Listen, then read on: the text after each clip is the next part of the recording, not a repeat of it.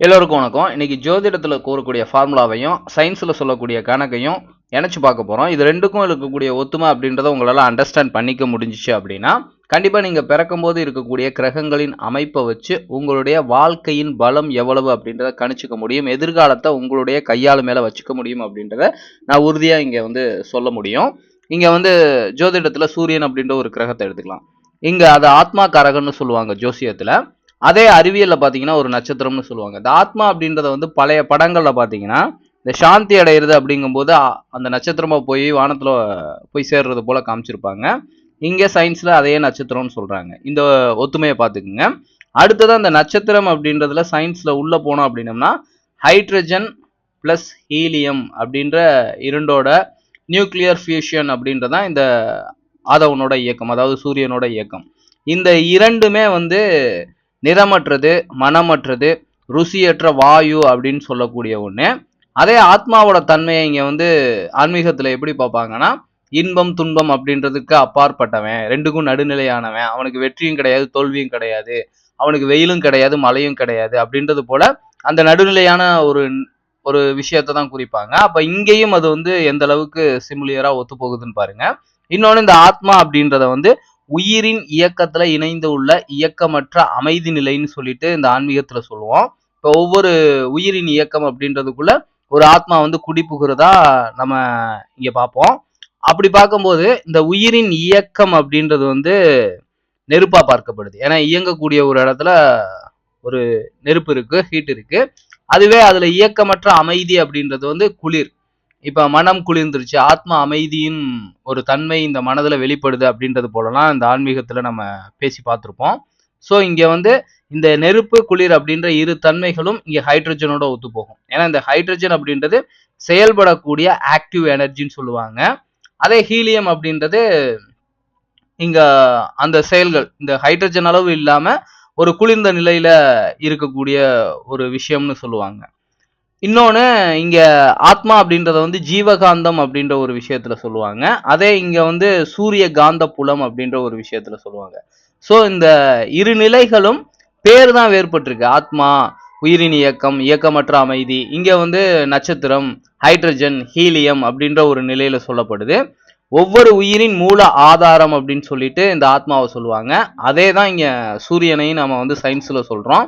இங்க பூமியில உருவாகக்கூடிய ஒவ்வொரு உயிருக்கும் மூல ஆதாரமா இருக்கக்கூடிய ஒண்ணு. அதே ஹீலியம் அப்படின்றது நிலையான அமைதி, ஸ்டேபிள் ஸ்டேட் அப்படின்னு சொல்லிட்டு சொல்லுவாங்க.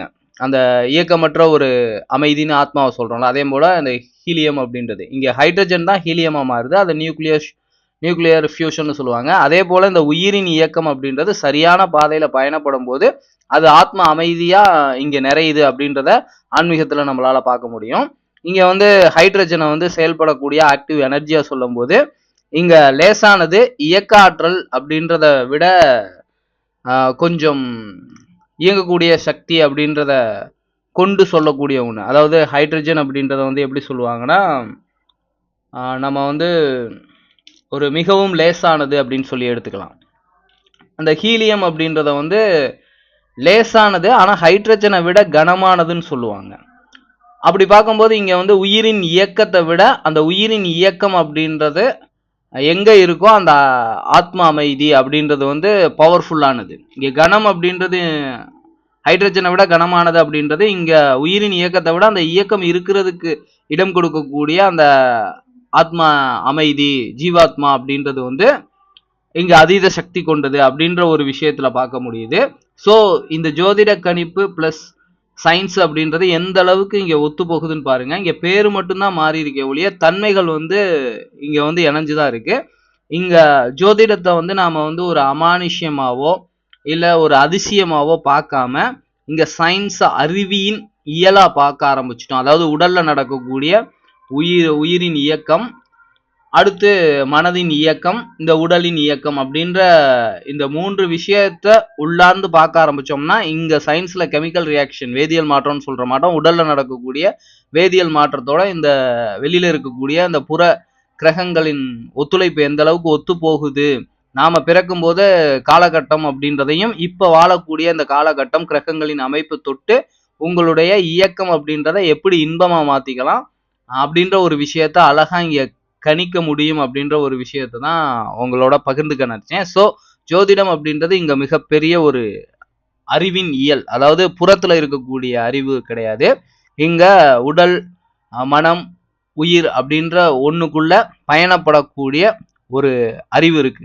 இங்க நாம இயங்குறத காட்டிலும் இந்த உடலுக்குள்ள இயங்கக்கூடிய இயக்கம் அப்படின்றது மிக உயர்ந்த அறிவு. அந்த அறிவோட நாம கனெக்ட் ஆகுறதுக்கு இந்த கிரகங்கள், புறத்துல இருந்து வரக்கூடிய கிரகங்களின் ஆற்றல் அப்படின்றத நாம பிறக்கும் போது இருக்கக்கூடிய தன்மையில இருந்து எப்படி கிரகிச்சுக்கிறோம், அது எப்படி நம்ம கிட்ட ஆற்றலா மாறுது, இல்ல ஆனந்தத்துக்கு கூட்டிட்டு போகுது, இல்ல அவஸ்தையா மாறுது அப்படிங்கறதெல்லாம் ஈஸியா நம்மளால அண்டர்ஸ்டாண்ட் பண்ணிக்க முடியும்ன்றத உங்களோட பகிர்ந்துக்கணும்னு நினைச்சேன்.